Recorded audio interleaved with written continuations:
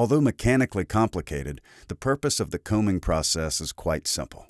Combing removes short fibers from the yarn-making process. Depending on the cotton fiber being combed and the settings of the comber itself, short can have more than one meaning, but generally it means fibers that are 1/2 inch or less in length. The percentage of these fibers removed can vary greatly, depending on the cotton being used and the settings of the comber. The combing process starts by preparing what is known as a lap. This is simply a number of individual, once-drawn slivers wound onto a spool. This wound lap becomes the input for the combing process. For each combing cycle, a measured amount of the lap is fed out and held fast for the pass of the half lap.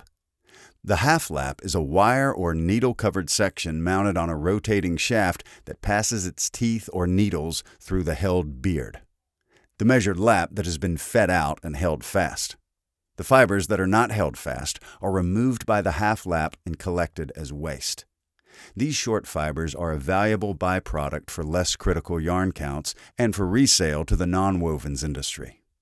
The combed webs are condensed back into the sliver, drafted, and coiled into a can for temporary storage and transport to subsequent processing.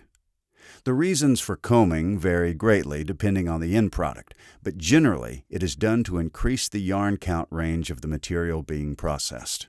A finer fabric can be made from combed cotton, which tends to result in an end product with much improved sheen, drape, and hand. Combed yarns and the resulting products tend to be softer and yield more durability.